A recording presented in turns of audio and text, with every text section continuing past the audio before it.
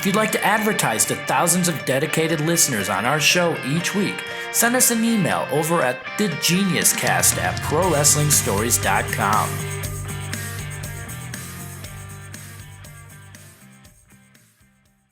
Behold, the genius Lanny Poffo, the world's smartest man. Sometimes what goes on behind the scenes is stronger than the soap opera on the video scope. You're listening to the Genius Cast with Lanny Poffo and co-host JP Zarka of ProWrestlingStories.com. Ladies and gentlemen, the poet and limerick writing, motivational speaking brother of WWE Hall of Famer Randy Savage, the Genius, Leaping Lanny Poffo!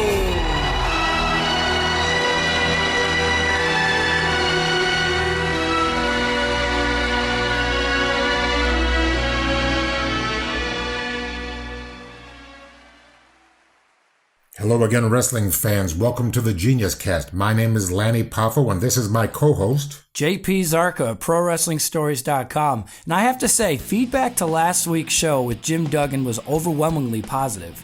Even some have been saying that Jim, alongside Fred Ottman, is the nicest person in professional wrestling. I get the subtle distinction. You don't think I'm that nice? Well, I wasn't including you on that list, Lanny. Well, maybe you didn't mean to be subtle, but anyway, I feel offended. No, I don't. I think those are great guys, and I'm very appreciative they came on the Genius Cast, and the fans are too. Jim's an absolute legend. I mean, he's worked through so many eras of professional wrestling, and he certainly had some good stories to share. Go back to last week's show if you haven't already, and let us know what you think on social media at The Genius Cast or by email at thegeniuscast@prowrestlingstories.com. In fact, use your phone to record a little message for us, and we'll be happy to put it in a future episode. Sounds like a winner. Oh! Now, at the time of this recording, NWA just had their 70th anniversary show. You wrestled many years in the 70s in the NWA, and then also when you, Randy, and your father Angelo were running the ICW territory, ICW was considered an outlaw promotion. What is your history with the NWA? And out of curiosity, what were the perks and pitfalls of running against them rather than with them? Well, the pitfall was I never wanted to do it. I was just doing very well on the road, saving my money, enjoying life, and I knew that being a promoter was going to be very difficult. And it was, but we all got through it, and looking back on it, got some great memories of all of it. The pinnacle of my career with the NWA was in Chattanooga, Tennessee, where I wrestled Harley Race. And that was like, at the time, one of the best matches of my life, second only to my matches with Terry Funk and Dory Funk Jr. Now, these are the chances to get in there with the world champion. Absolutely. He's one of the best. Did you find him to be a bit stiff at all, or was he very easy to work with? I think he found me stiff, okay? He was the guy that could work with the broom. I supplied the broom.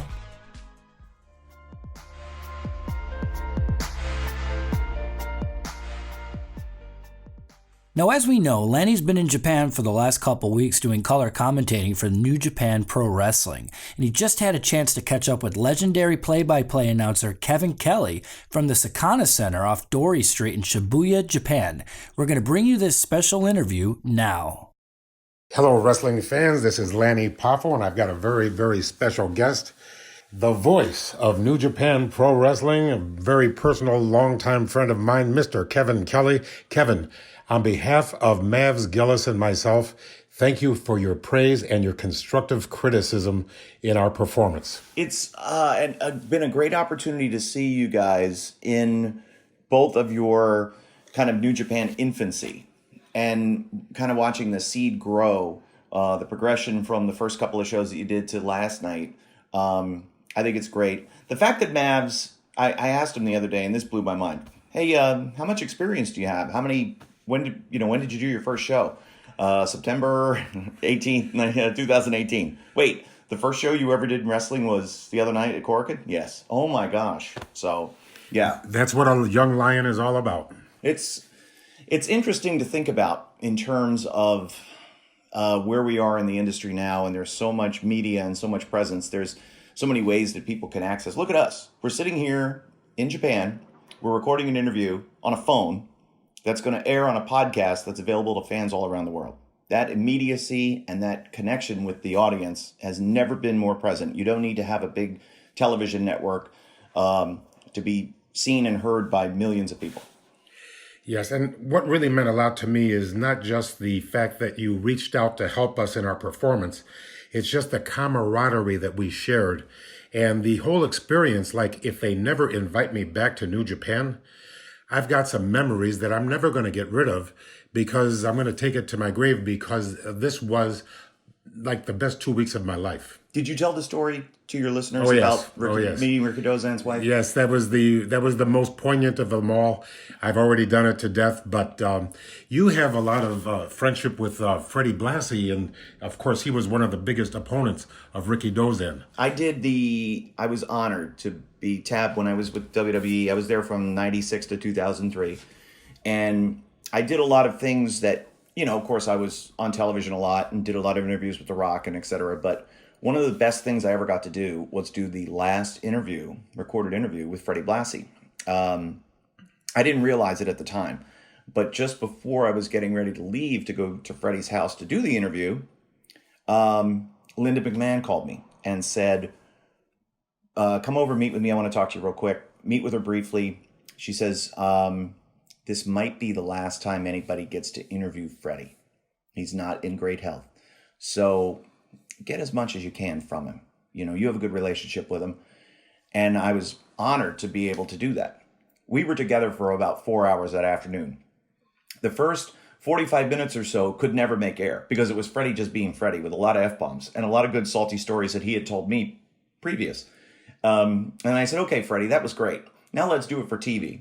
I asked him one question. He basically did the same 45 minutes, now shortened to 30 because he took out all the F-bombs, and told the exact same stories.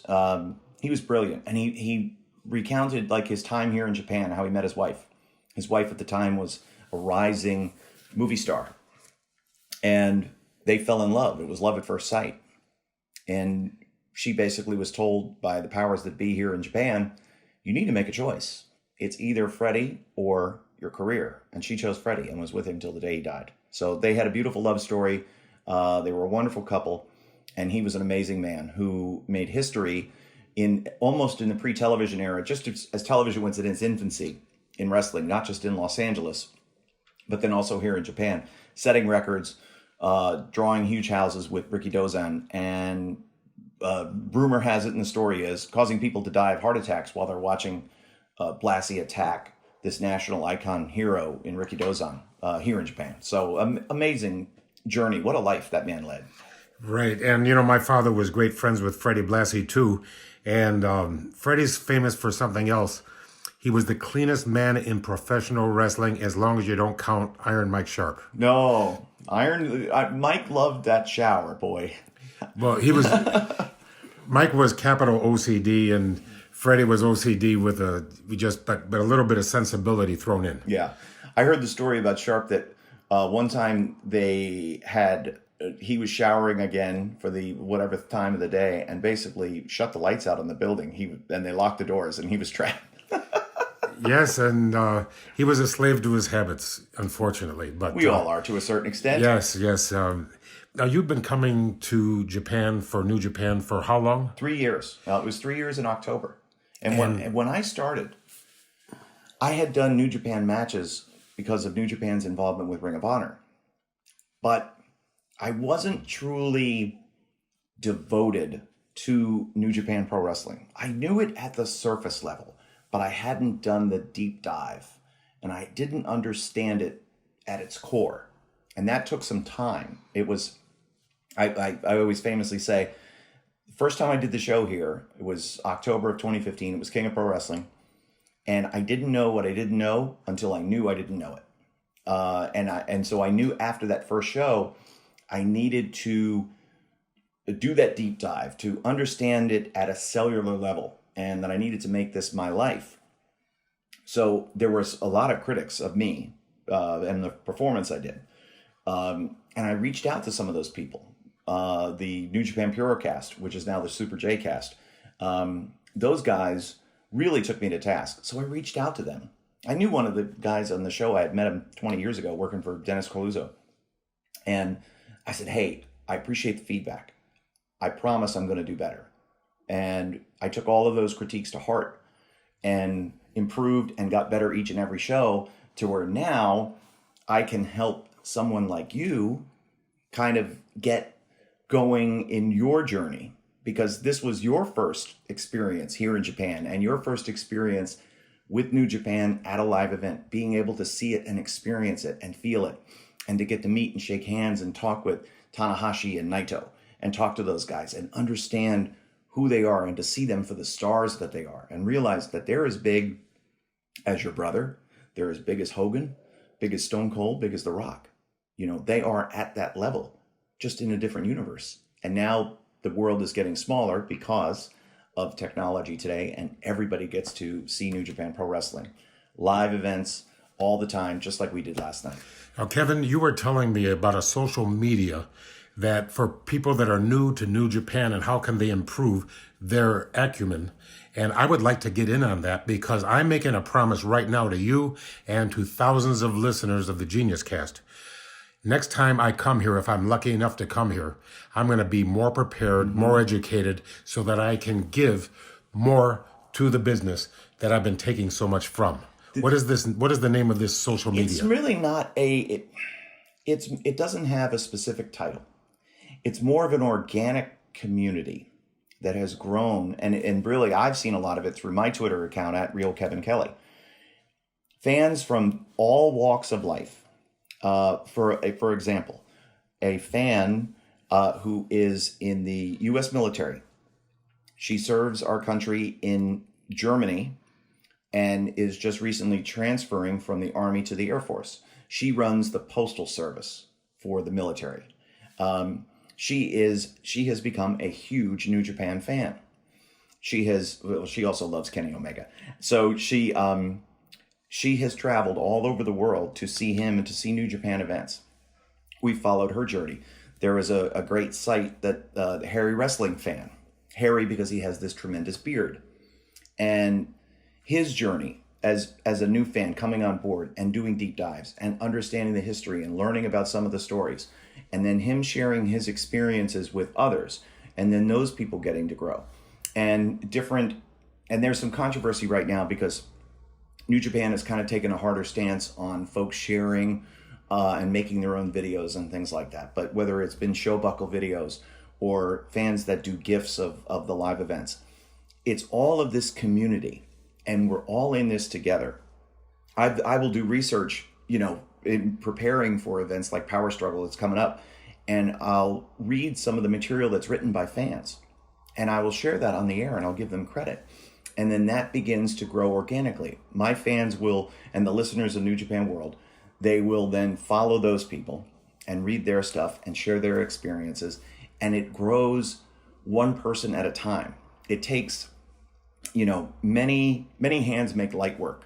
And it cannot just be one source of heat that lifts the balloon. It's a lot of small flames that take off. So I think what you should do, my advice to you, is to connect with these people and to start to read and to start to research and to start to see the product through their eyes. And then that will help you through your journey and I truly believe that your spark and your passion was lit on this tour. You didn't know what you didn't know until you knew you didn't know it.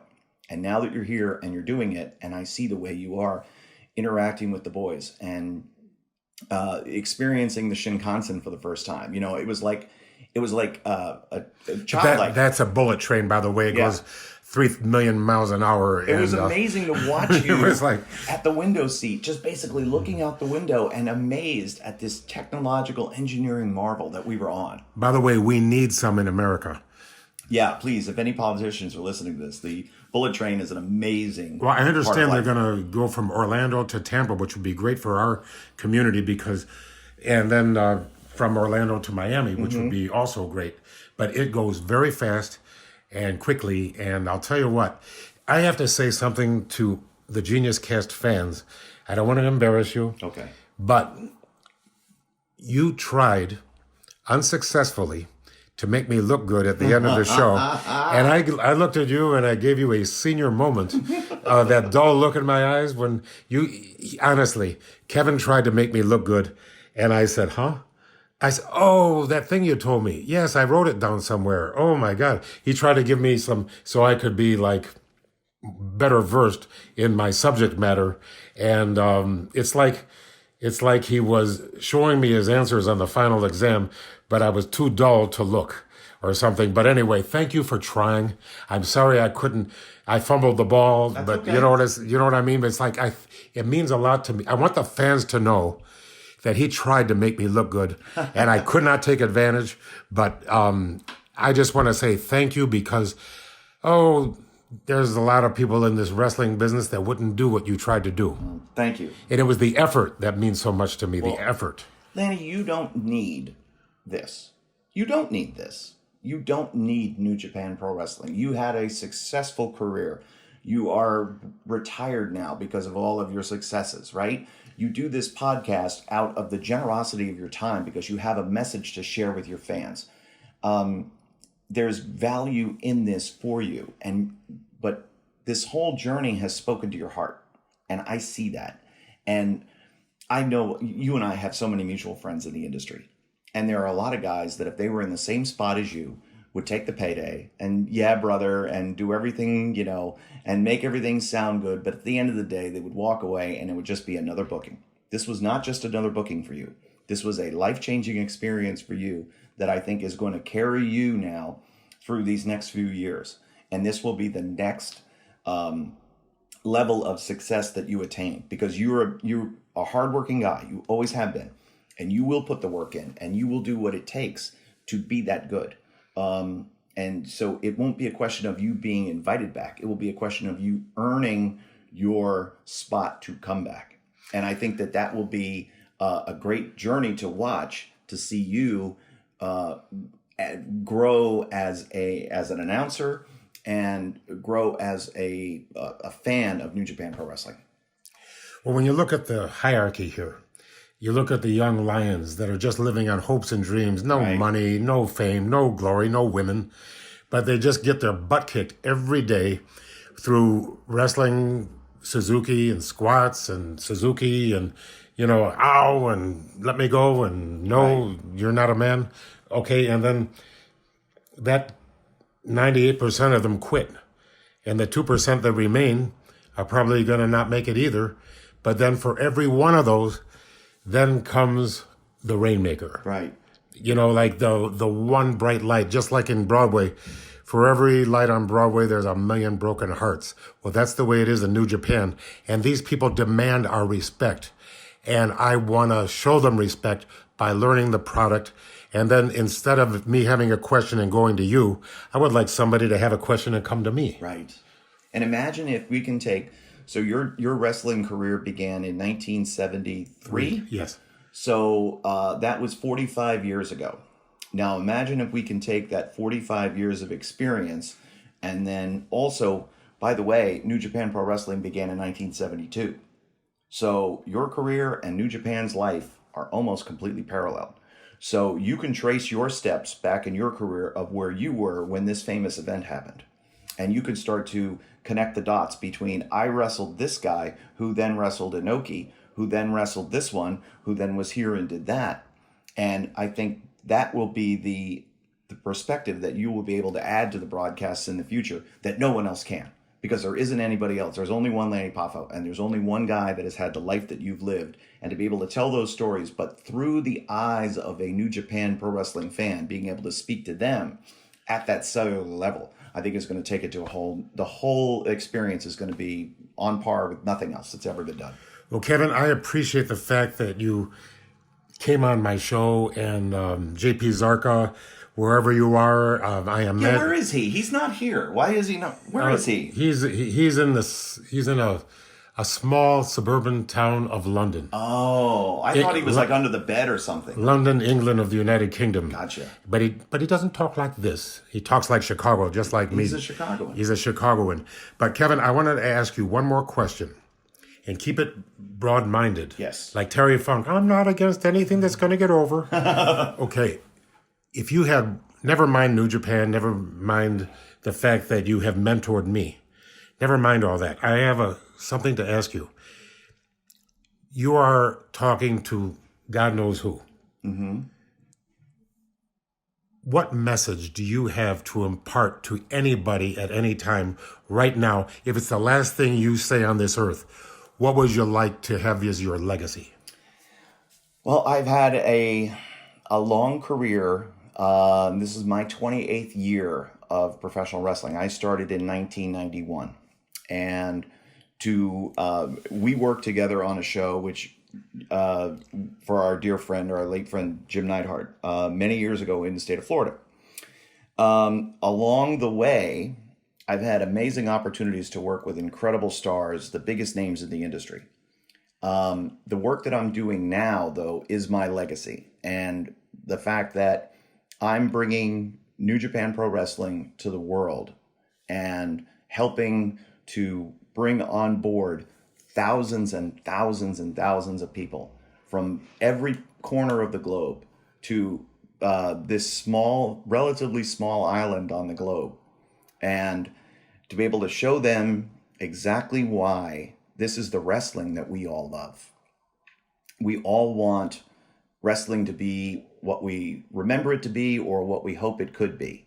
Well, New Japan Pro Wrestling is that product. And all we ask is that you give one opportunity to check it out and take the leap and join us and come on board this community, because we're all having so much fun growing and learning each day. I get better every day because of the experiences that I have with the fans online, the fans that we meet in the arenas. We shook hands last night with young fans who didn't have a clue who we were, but they saw us in our suits and they thought we were somebody, and they were eating sandwiches before the show.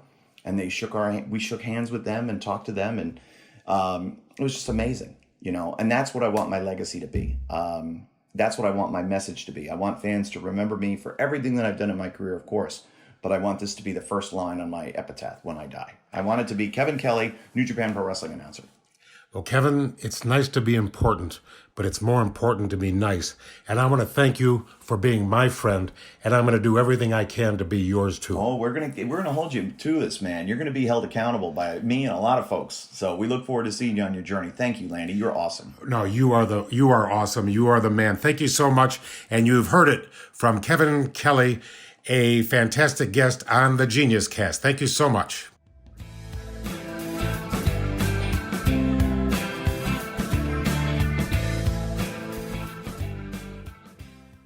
Now, how about that? That was a fantastic interview with Kevin Kelly. He gave a lot of great advice.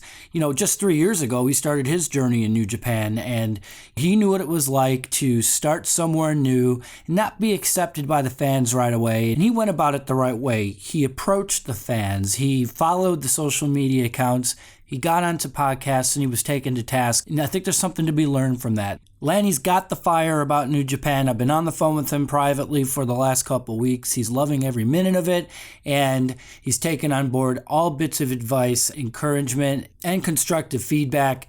Listen to us on this show and we'll be able to tell you where things go from here. Again, thank you to Kevin Kelly for being on our show. That was really wonderful for our listeners, and I can assure you I wasn't under their bed during the recording of that interview.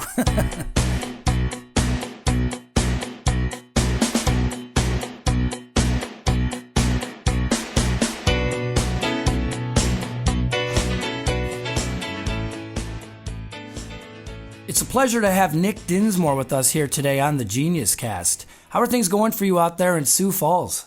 Fantastic. Sioux Falls is the best little city in America. We've got a 2% unemployment rate here, and I've got the only pro wrestling game in town in Sioux Falls, so I'm living the dream. How are you guys doing? I'm doing great, much better than I look. I'm glad to have you on the show. Thank you so much for agreeing to this interrogation.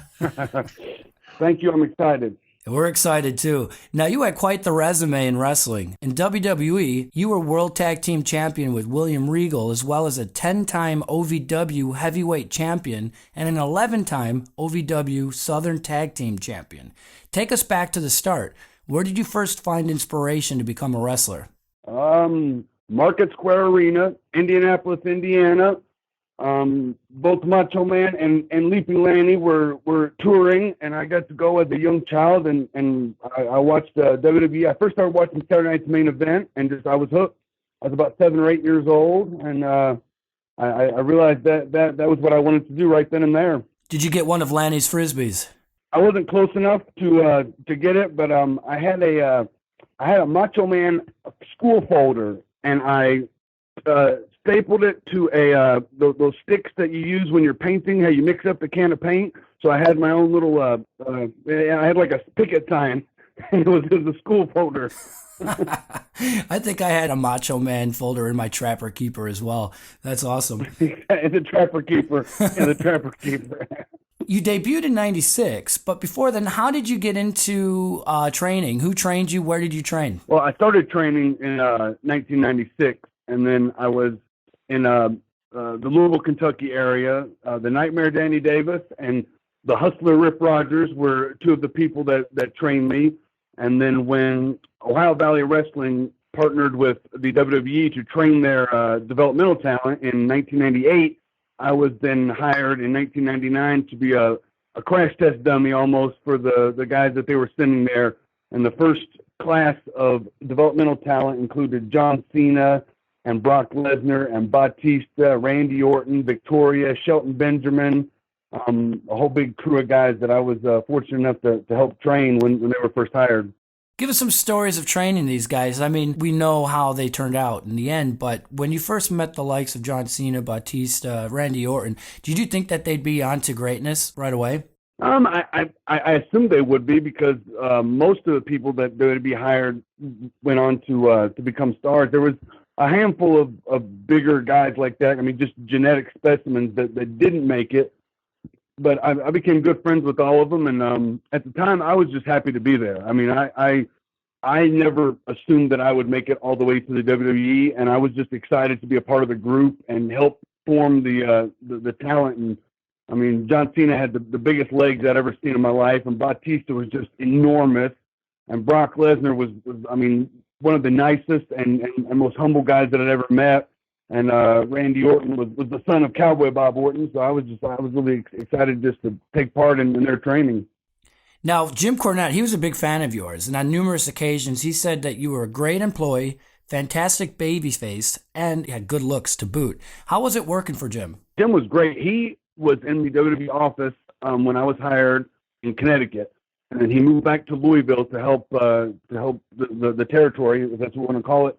And he's the one that really helped me go from being a wrestler to then understanding a little bit more entertainment and a little bit more storylines. And he was the one that really wrote Nick Dinsmore as the top babyface in Louisville and put me in a position to be, known around Louisville as a star.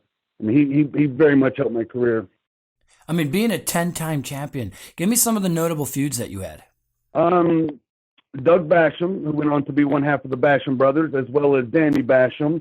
And the Iron Man Rob Conway was my partner for a long time and until the Vicious Turn, and we had a long time feud. Probably the best matches I had in Louisville were against Conway and Doug Basham and Danny Basham, as well as the Hustler Rip Rogers. When I first started wrestling, Rip was still wrestling, and he was, I was a 19-year-old kid, and Rip was a 42-year-old bodybuilding man, fairly fresh off of WCW, and really helped mold me in the ring and taught me how to perform matches in the ring.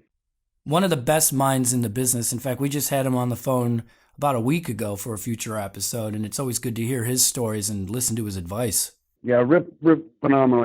I can't give him enough credit to shaping Eugene. He's the one that really gave me the idea for Eugene, and I presented it to Vince McMahon on a suggestion that Rip gave me, and that was, he's without a doubt the reason for Eugene. You mentioned Rob Conway. He was one half of the Los Conquistadores when you went up to WWF at some point, and you also had a stint as Doink the Clown.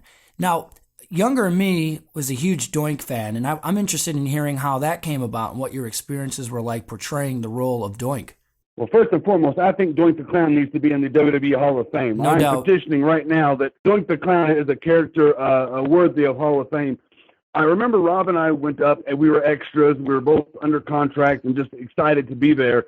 And they said, you two are going to wrestle Rey Mysterio and Billy Kidman tonight on SmackDown. All right, but you're going to be Conquistadors. But we didn't get the gold outfits. We got like a different, I don't know where, I've never seen them since, but we were two of the Conquistadors over the history of the Conquistadors. And then a pay-per-view came up, and they said, oh, we need the Conquistadors again. Oh, but we want Doink. So, Nick, let's have you play Doink. So I got to represent Doink on the JBL's Barroom Brawl, as well as, I believe it was the episode of SmackDown. And it was, it was fun to do, and I got to put a little bit of my flavor. And if you ever watch it back, it's very much similar to the Eugene's mannerisms and kind of craziness. And it wasn't a whole lot of time on camera that I got to be Doink, but it was fun getting painted up. And then everybody thought it was the Brooklyn Brawler, but then the Brooklyn Brawler came out and beat up Doink. So it was exciting. Did you ever get a chance to meet Matt Bourne? I think I did. I believe I met him one time, but it was at one of the Insane Clown Posse Juggalo, one of their big events that they have that it was a little bit out of control and in the middle of a field. So I met him one time. A bit blurry. So you had a lot of good experiences in OVW and, of course, a couple stints there. And you also did some time in WCW where you did a few jobs. Tell us about that. I wrestled on the very first Brian Pillman Memorial Show, and that's where I met Terry Taylor. And Terry Taylor at the time was head of talent relations for WCW, and he ended up calling me in. And I did, I think, 13 or 14 events overall. I was on Nitro twice. I was on Thunder, I think, 3 times, and I did, 8 or 10 Saturday nights. And I might have been 21 or 22 years old, and I was just like wide-eyed and excited to be there. And I got to meet, all kinds of people and be on Nitro when they were ahead in the ratings in the Monday Night Wars. And just, it was a dream come true. You were there in WCW when it was flourishing, and then you were in WWE a couple years later when you still had the likes of The Rock. Triple H was wrestling. Stone Cold was there for a short period of time. Hulk Hogan, that must have been amazing for you. Well, it was Terry Taylor that got released by WCW and rehired by WWE as talent relations, and then he hired me to developmental contract in WWE, and I went up and did a lot of extras and a lot of jobs and stuff like that. And yeah, I met The Rock and met Hulk Hogan and eventually was in the ring with both of them. So it was I was hired in 1999, and I didn't debut as Eugene until 2004. So I had 5 years of not only training some of the future WWE stars, but doing jobs and learning as well. You're the best of both worlds. Now, you mentioned that Eugene was your idea. Now, where did you get the idea from? What was the inspiration behind that character, and what was Vince's reaction like to hear your pitch? Well, it was Rip Rogers that gave me the initial idea. Rip said, what about a wrestler that, he's not very social. He can't tie his own shoes. He doesn't have the ability to really, talk to girls backstage or guys. But the minute he gets in the ring, he can do stuff that he's seen since he was a kid. The minute the bell rings, he can turn it on. Because that was kind of the report on Nick Dinsmore. He couldn't do a very good promo, but in the ring, he was flawless. I could do an hour Broadway and not use the same hold twice, not break a sweat, no sweat professional. But it was Rip that kind of gave me the idea. And I was at a point where, like I said, my friends were Rob Conway, Doug Basham, Danny Basham, and they were all got called up. They were all on the road. So all my friends in OVW were gone, but I was still training. I was kind of in a transition period, and I'd seen a lot of the talent. The squeaky wheel gets the oil. I'd seen a lot of the talent complain, and the next thing you know, they're called up to TV. A lot of the guys would threaten to quit, and the next thing you know, they're on the road. So I thought, well, I'll try it myself. So I told Doug Basham, I said, I think I'm going to quit and try to go to Japan, which I wouldn't have done because I was living at home. I was traveling less than an hour and a half to all the events that we went to, sleeping in my own bed every night, and I was the top babyface in the company. So, I had the best of everything, but I put that out there, and Doug Basham told Dean Malenko. Dean Malenko told Johnny Ace. Next thing I know, I'm sitting in a meeting with Vince McMahon and Stephanie. And Vince goes, I want to get back to character-based wrestling. And that's when I just blurted out the idea of Eugene. Great, we'll start on Monday. So then all of a sudden I had to come up with who this character was. But it was kind of like, I kind of learned it on the fly as I was doing it. My first match as Eugene was in St. Louis on a live event, and I wrestled Lance Cade. And thank goodness for Lance knew how to wrestle with a gimmick wrestler, because Lance made Eugene look so good. Eugene got beat in his first match, never been on TV, and the people were chanting his name at the end of the match. And I have to give all kinds of credit to Lance Cade, a very good friend of mine. I love how, just a little bit of a lie, you saw what others were doing, and it worked in the end. I don't know if that's the best advice to follow today. Yeah. I tell guys all the time, I mean, you might not do it in that fashion, but the squeaky wheel gets the oil. You have to put out there exactly what you want. Otherwise, sometimes it won't come to you. Absolutely. Give them a reason to look at you. They don't want to lose someone like you. Now, the name Eugene, was that molded off of another person that existed? I mean, I've heard stories that there was a special needs son of one of the referees at WWE named Eugene. Were you named after this person, or was it just a name that someone came up with on the fly? Lanny, have you ever met Eugene? I'm sure you met Eugene, right? Yes, it's Bucky's son, and excellent kid. He had Down syndrome, and the thing is, the Bulldogs used to rib him mercilessly, and then Harley Race walked up and said, "Leave the kid alone." And guess what? Eugene liked the Bulldogs better than Harley. You know, it's just it's the way it is, huh? And Moolah. You know, did you meet Eugene? Yeah. They live in the Pittsburgh area, and he came to a couple events and got him all the Eugene merchandise, and he was really excited that there was a wrestler with his same name. Yeah, it's he's a terrific guy, and I have very fond memories of Bucky and Eugene. But you know what I really noticed? You talk about Eugene in the third person. In other words, that wasn't you; that was your character. So that was good. I appreciate the fact that you understood that there's a line between yourself and the character you're playing. Otherwise, you know, some people play Abraham Lincoln; they won't be satisfied till they get shot. You know. Yeah, it was. It really came out like when I would just start doing Eugene. Sometimes stuff would just happen in the ring that felt right, and the people would react. And really, it was like when Jim Carrey talked about playing Andy Kaufman, how he said it just kind of came out of him, and that's really how it felt. It's just something that, like, even now when I go out and perform, it's not the same.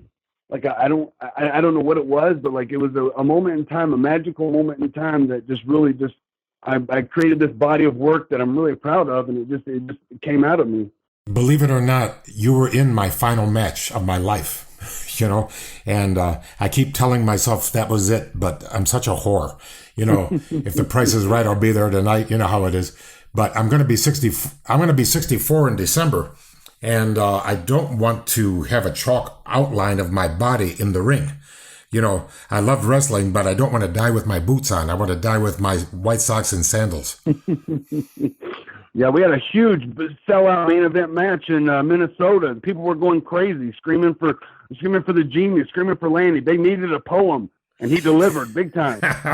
Yeah, I'll tell you what. Even if they don't scream for it, I'll give it to them anyway. I'll slide it in there. Did you deliver a moonsault in that match? No, I certainly did not. I believe those days are gone but not forgotten. Now, the character of Eugene was very memorable, and I'm sure kids loved you, especially because you look like you're always having fun. Did you remain in character for any real-life interactions with fans or children? All the time. On screen, I partnered with William Regal, and we also traveled together as well. We traveled. It was William and I and Tajiri. So it was like, you know, Barnum and Bailey Circus as we were going around.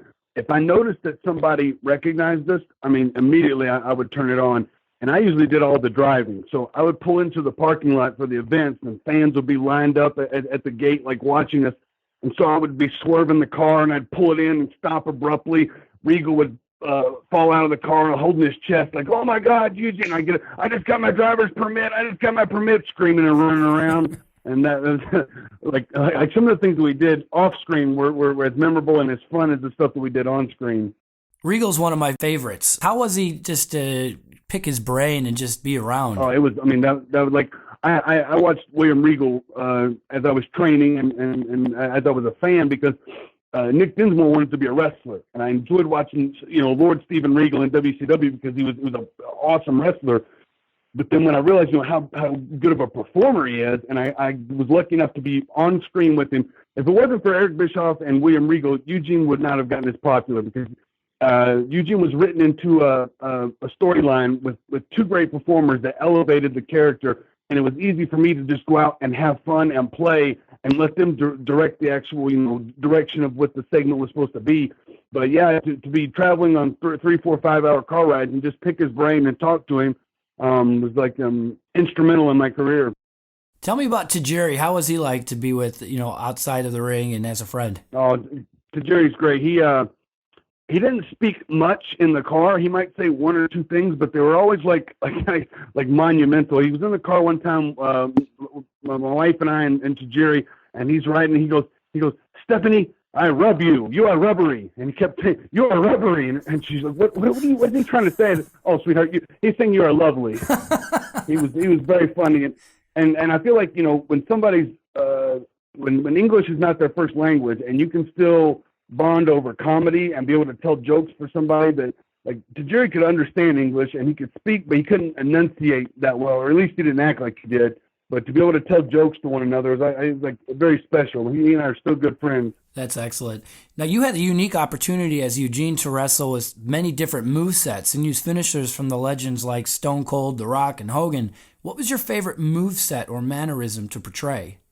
Eugene was the ultimate fan, and he loved to do the moves of the people that he grew up watching.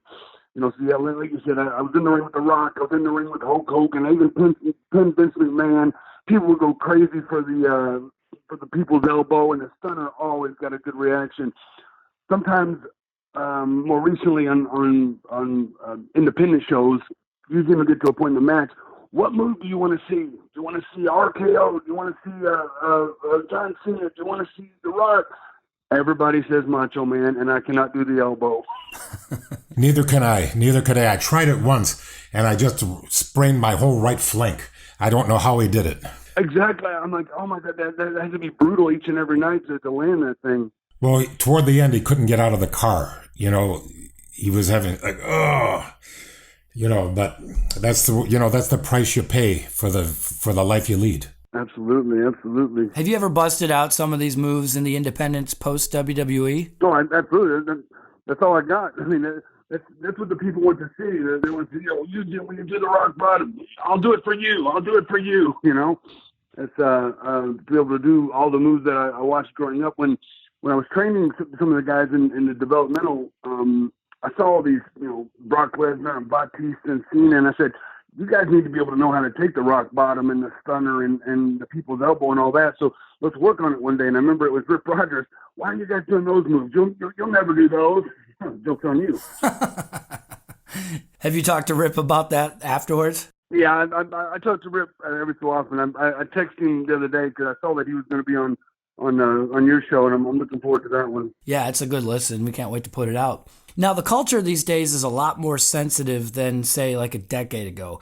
Do you think the Eugene character today would get the green light, or do you think in this sensitive culture would it stop it from thriving? Well, the thing is WWE can get anything over that they want. They can make anything work. They took the mask off of Kane and they put it back on him, and it worked. So if they wanted Eugene to work and become world champion, they could definitely make it work. It was about a year ago. Sioux Falls hosted SmackDown Live. The first time I think live TV had been done here for WWE, and my wife got on as an extra. Dolph Ziggler was doing an impersonation of the Macho Man, and she got to be Miss Elizabeth.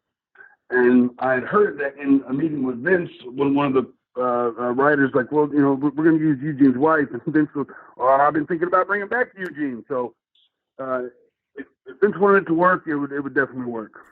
Do you get called to come in for some, anniversary shows or special appearances, or do you pop into WWE shows when they're in town? They've only been here 2 or 3 times since we moved here in 2015, and I have not been, and they have not called, but I'm still waiting. What brought you over to Sioux Falls? This is where my wife is from. When I was on tour with WWE in 2004, she was on television here. She's a star in the Midwest in the Sioux Falls area. She was on television. She did news. She had her own country music television show. She hosted kids club events, and William Regal and I did a commercial spot for her country music show. And I met her, and that was it, hook, line, and sinker. Now, over the years, you've had the chance to share a ring with so many greats. Who were amongst your favorite to work with? I mean, my whole career has been my favorite. It's like a continual high spot that just keeps building. I mean, when they told me it was Sylvain Grenier that was friends with Pat Patterson that said, I think The Rock's going to come in tonight and do something with you in the ring. I'm like, no way. The Rock hasn't been on TV in 2 years, and there's no way he's going to come in for Eugene. And by hold, he came in that night in San Diego and blew the roof off the place. And it's like, that was probably the most electric that I've ever felt in the arena. They call him the most electrifying man in sports entertainment for a reason. I mean, it was just when he came out that people went absolutely nuts. But then when they said, well, we're going to put you in the ring with Hulk Hogan at WrestleMania, I'm like, oh my God, Staples Center in LA, incredible. And then when I wrestled Vince McMahon and Shane in a handicap match and pinned Vince, I mean, it's like these events, these moments are just like building. It's like, a kid from the Louisville, Kentucky area gets to, live his dream and wrestle guys that he's seen on TV and then, be on center stage with these people. It's, I've had all these great moments, but the best day of my life was the day that I met my wife. Wow, that's a great thing to say. Happy wife, happy life. Exactly. Very sweet. Now, was there ever a time you were kind of starstruck or maybe even disappointed after meeting and working with someone during that time?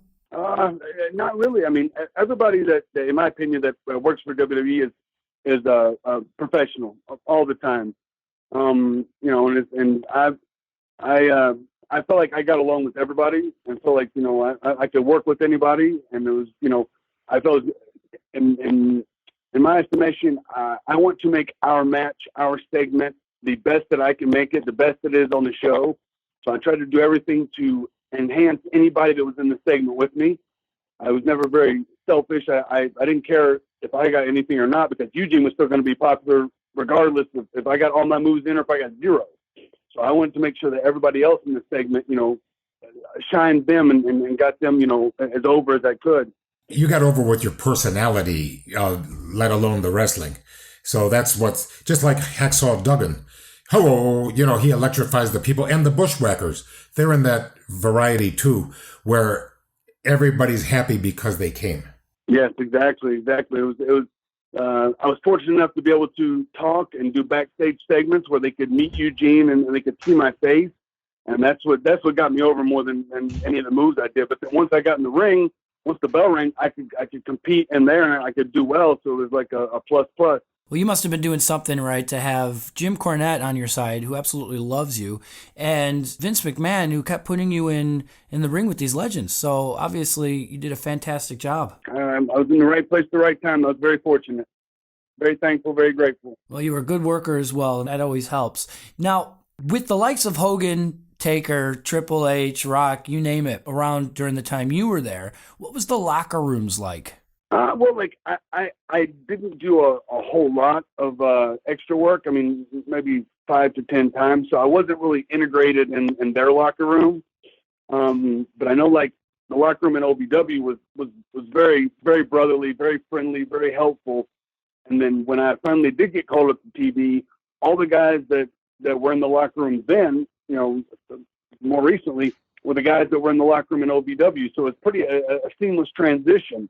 It wasn't like there was no hazing or any kind of anything like that, because, Cena, Batista, Orton, all those guys were in the locker room, and they just accepted me right in. So I never had any kind of weird feeling. When I did wrestle for WCW, I felt like there was two locker rooms. There was the Stars, and then there was, all the Saturday night guys.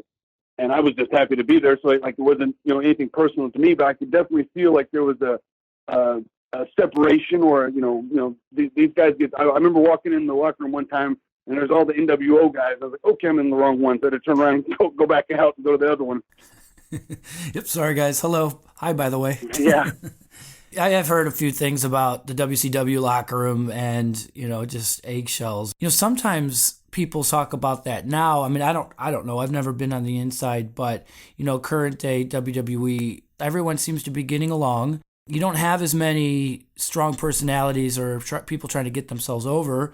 What do you think is best for business? Happy locker room or having a couple guys there who are, look, we're here to fight to be the best and get out of my way? Well, I feel like a harmonious locker room is probably the best, but I feel like you also have to have guys that are striving to be the number one guy, and that competition is going to sometimes ruffle some feathers. So as long as there's poor-natured ribbing, I don't think like that should be anywhere.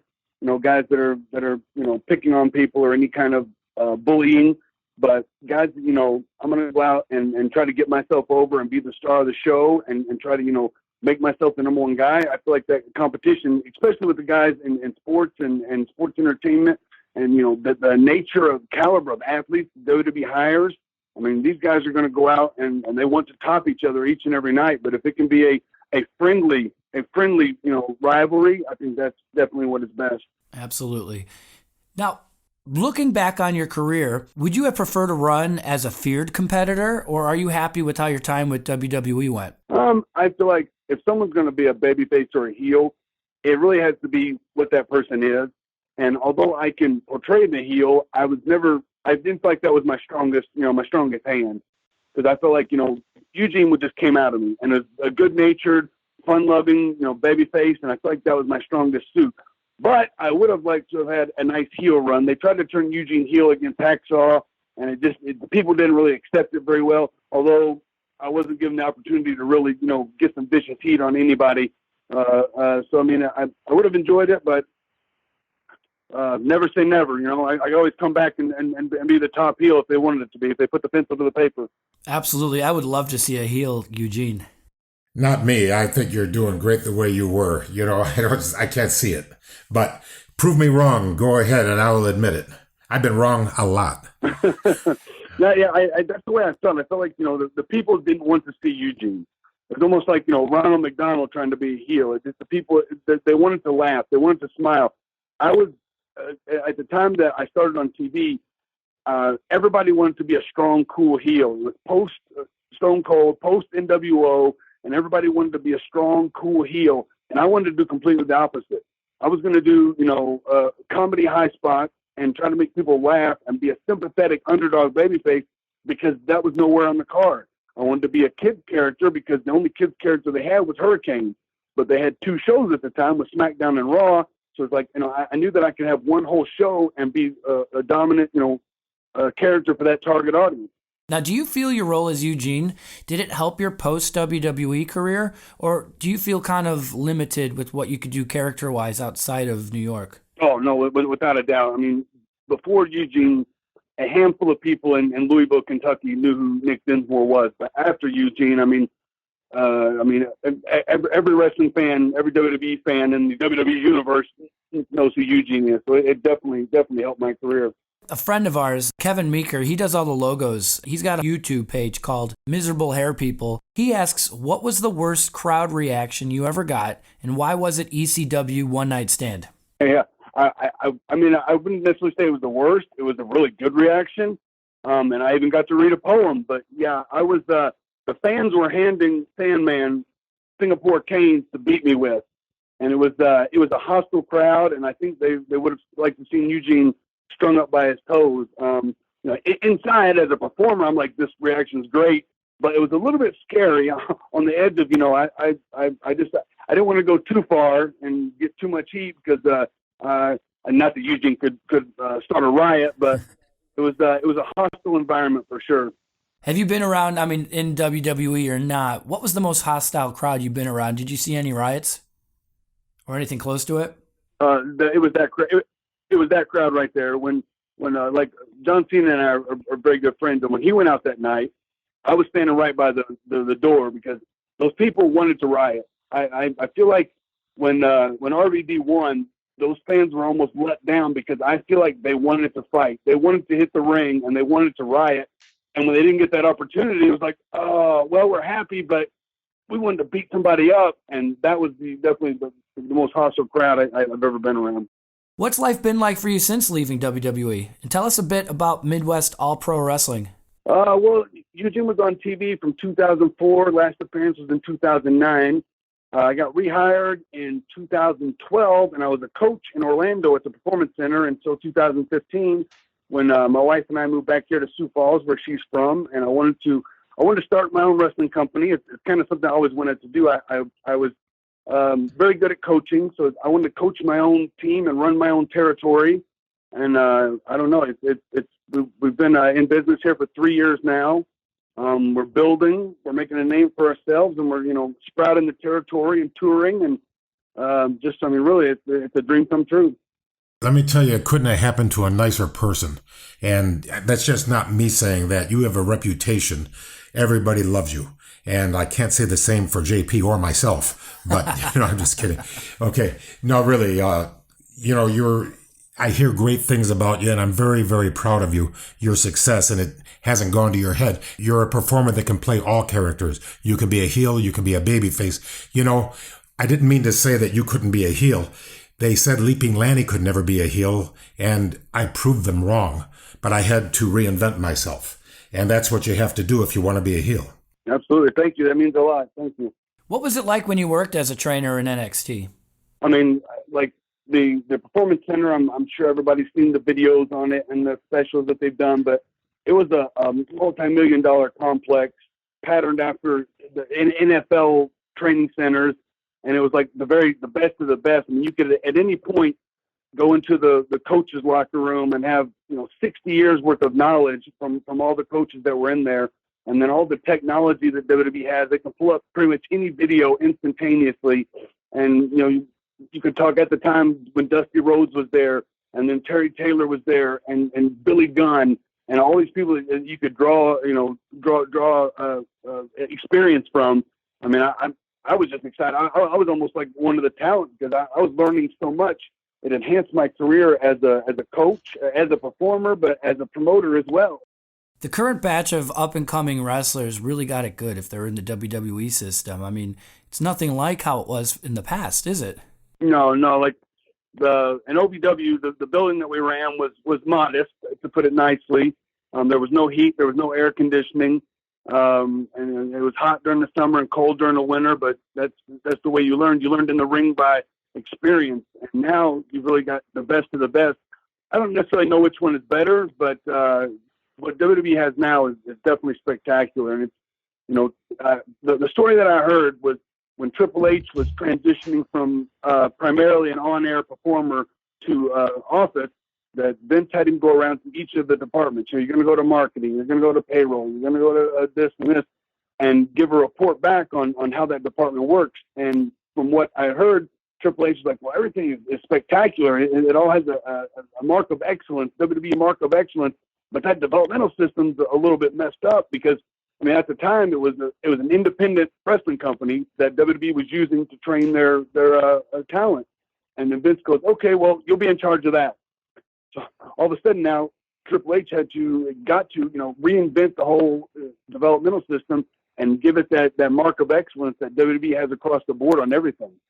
I never heard that Triple H went and witnessed all the different rules that WWE was doing, going into the finance section, going into the performance side. I think that's great. Obviously, training him up to take the helm at some point down the line. Well, I mean, it was a transition for a lot of us to go from, like I said, an indie wrestling company to then the bright lights of WWE, and to make that, from the get-go, if you're going to hire world-class talent and world-class, performers, you can't send them to a building that has mice and rats and has no air conditioning. Although I love that building, and that's where I was trained, I understood, Triple H is like, we have to set that mark of excellence, from the minute we hire.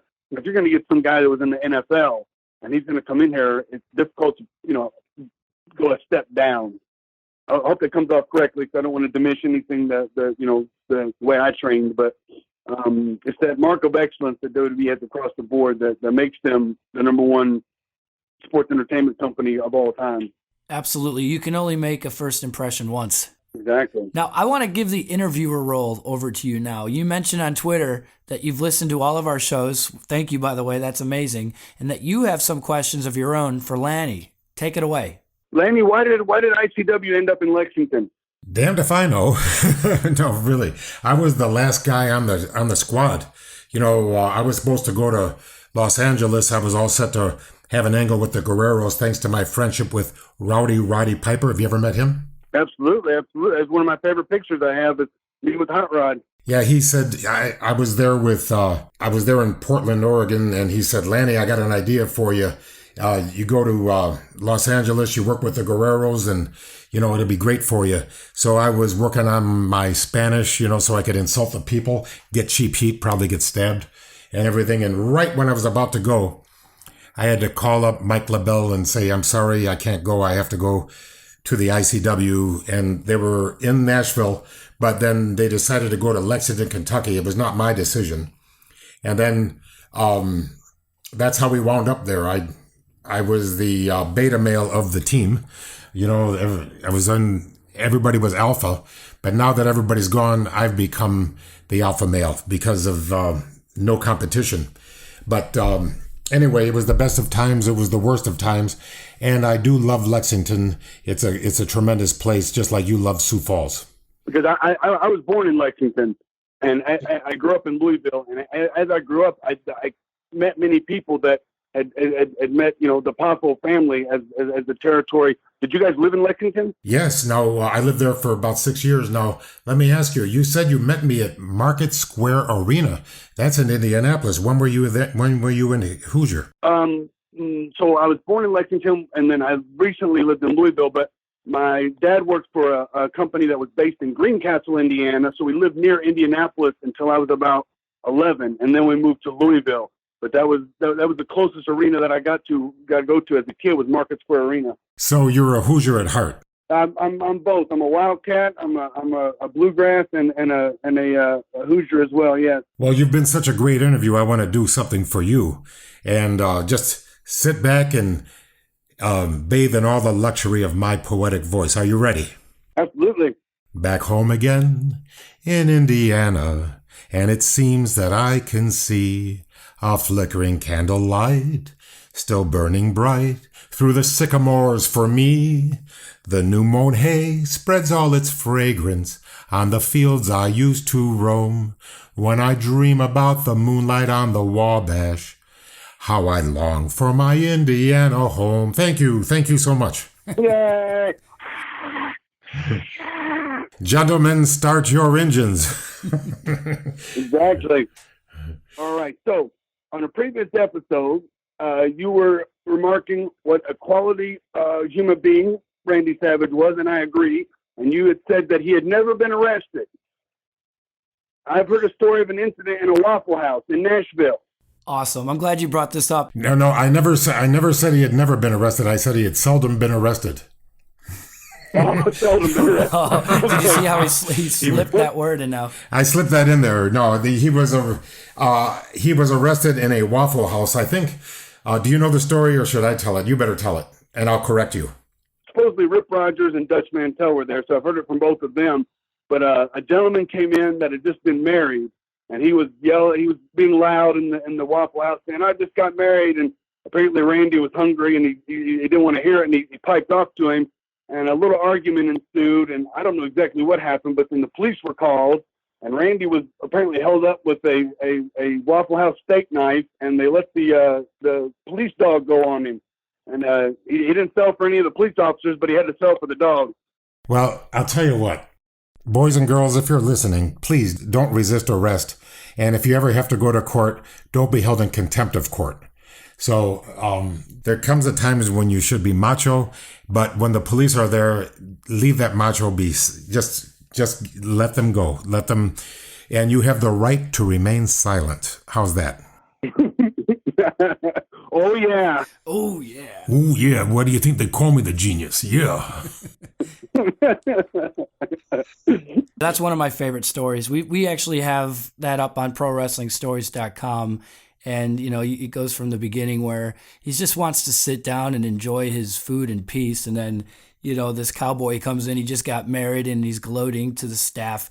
I want to know why the guy who just got married was at the Waffle House and not with his bride. The only thing wrong with your story, Eugene, is that he was no gentleman. You said a gentleman walked into a Waffle.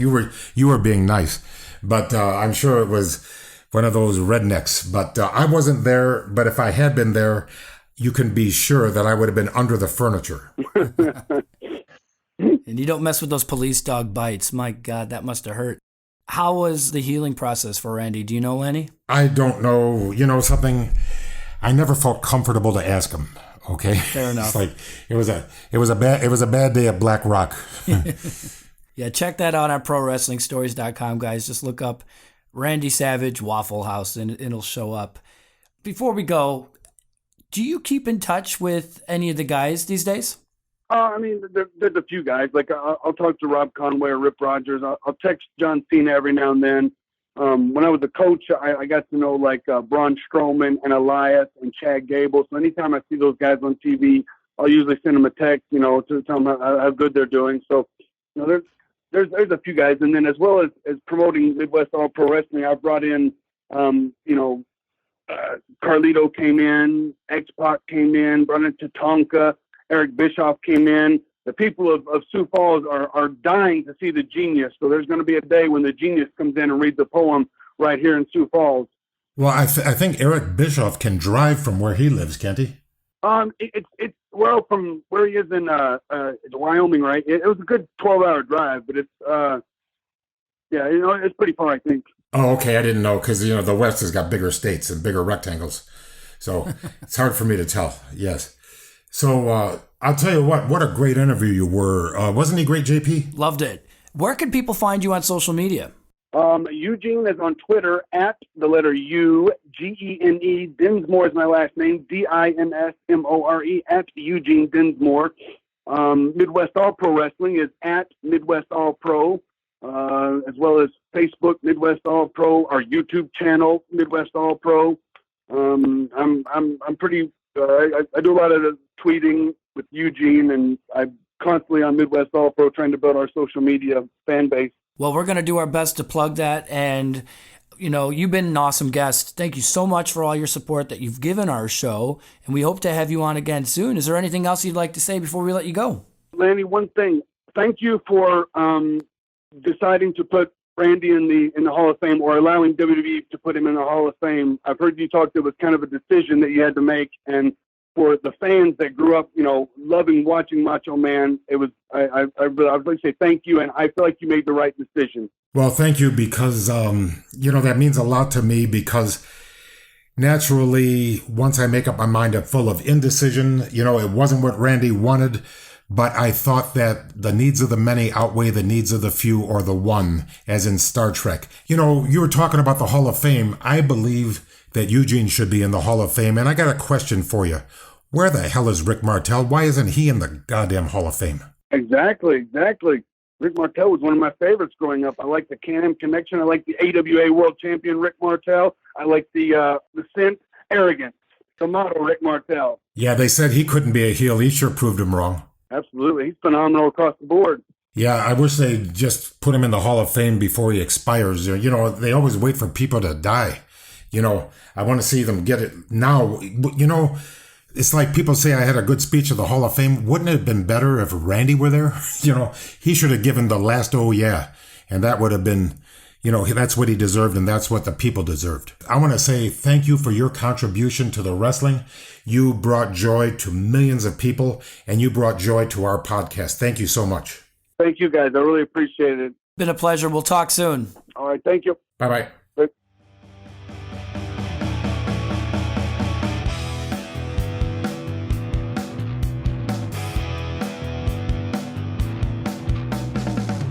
I feel like a broken record here because every time we have a guest on our show, I say they're the nicest person in professional wrestling. But I got to say, Nick Dinsmore was an absolute consummate gentleman, and he really gave us some great stories. That's right. And you know why? Because we never interrupted any of our guests. We let them talk. And that, makes me mad when you ask a question. It's like Merv Griffin's show, like, hey, listen, Give me a chance to answer the question. We let him go. You know he's great on the mic. So let's, like Jim Duggan and Rip Rogers, you don't have to interrupt them. You can just let him go. The one thing I took from it was that he was a fan before going into WWE, and he had the chance to wrestle with all the greats. And I know if I was in that situation, I would have been starstruck. And for him to go out there and absolutely just do a phenomenal job, as you said, there is a place for him in the WWE Hall of Fame, and I hope that we see that soon. I think it would be a big pop for the crowd. And he's still young, still life left in him. So perhaps one day soon we'll see him on WWE television. He certainly deserves it. That's right. Now we're going to go to the fan questions of the week. Joseph E. Molinaro on Twitter asks, Mr. Poffo, if you can go back in time and hit one person between the eyes with the Frisbee, who would it be? I promise not to tell. Oh, let me think. That Jay Strongbow and hit him in that big nose of his. I knew we'd go there. Who else would you hit in the right between the eyes? Well, the Frisbee's not really a good murder weapon, It's like kind of sores, but let me see. Well, we're not here to kill anyone. Just knock him in the face. I'd say Ole Anderson certainly deserves it. Yeah, not exactly the nicest person on all accounts. No, and he had this thing, I was the greatest and everybody else sucked. He has that opinion of himself, which is a great way to walk into a room. Jimmy Marino wrote in saying he's currently reading Hulk Hogan's autobiography from 2002. He read a passage on Iron Mike Sharp. In the book, Hogan mentions that Sharp would usually be one of the first to wrestle on the card, but be one of the last out the door, and he'd even sometimes get locked in the stadiums due to taking so long in the showers. He was said to always have a bag full of sticks of deodorant, and it wasn't uncommon for him to use a whole stick of deodorant per arm, take a shower afterwards, and then use up another roll of deodorant afterwards. Do you have any stories about Iron Mike and his OCD? Yes, he had OCD, obsessive compulsive disorder. That's the only way to say it. He used to wear Sansabout slacks. And then when I'd be riding with him, we get out of the car and either get gas, which he would wear gloves to pump his car. Okay. And then he would before he would go into the convenience store, he would pat himself on the leg, on the thigh, like pat, pat, pat, pat, pat, pat, pat, like...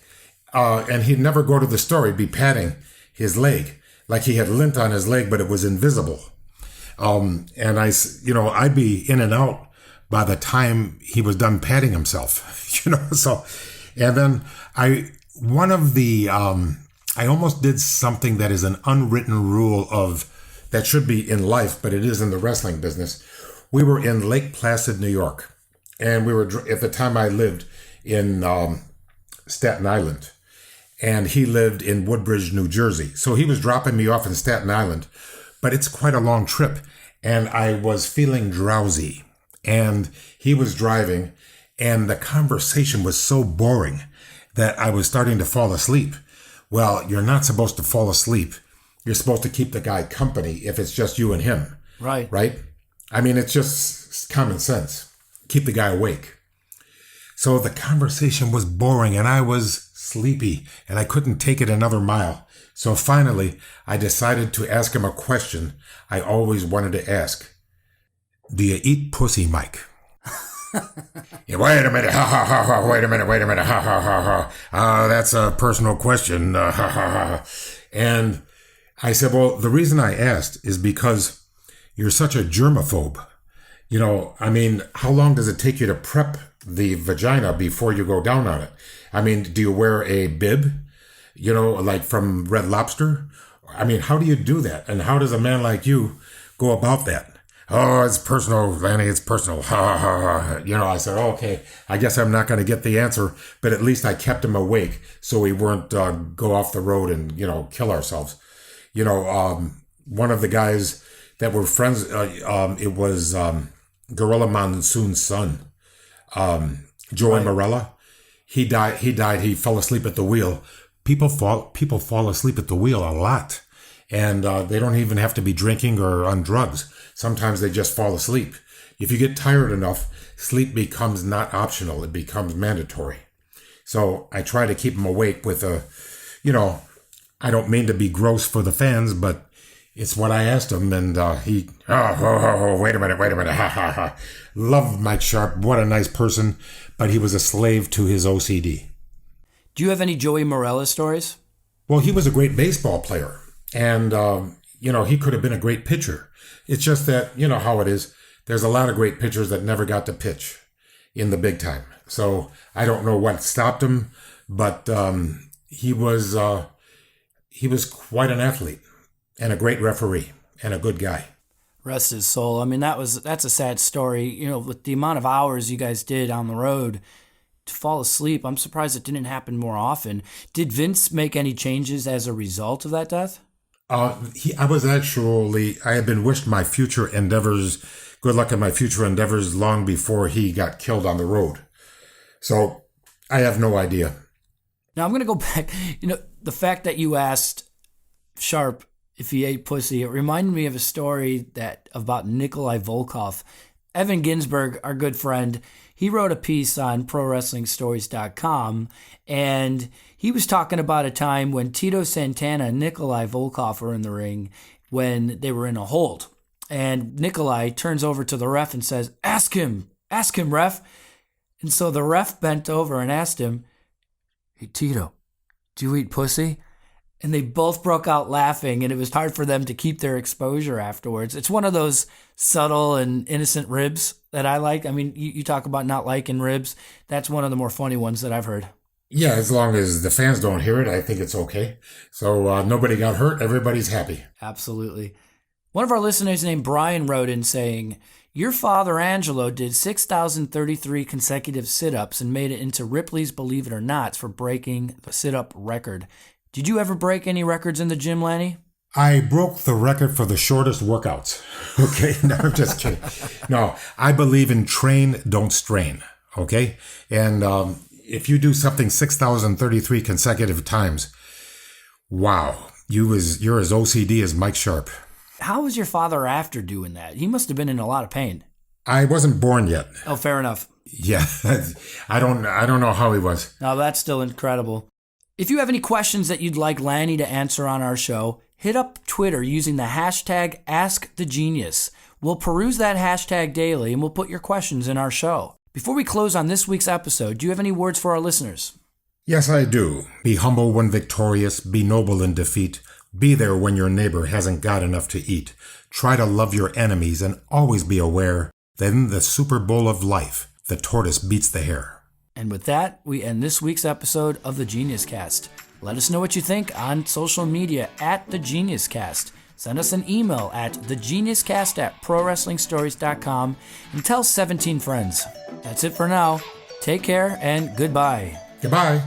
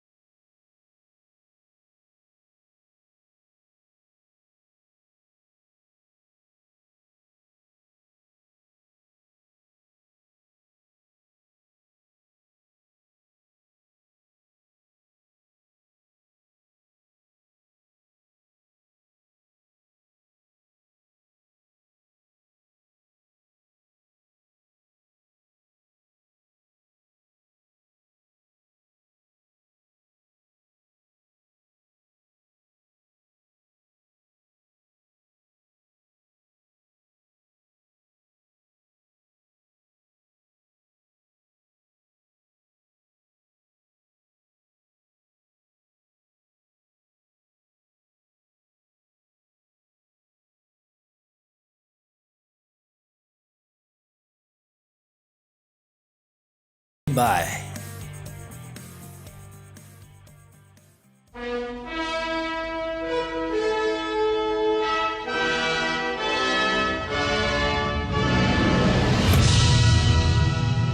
You've been listening to the Genius Cast with Lanny Poffo. This has been a ProWrestlingStories.com production. Find them on social media at The Genius Cast, at Lanny Poffo, or at JP Zarka.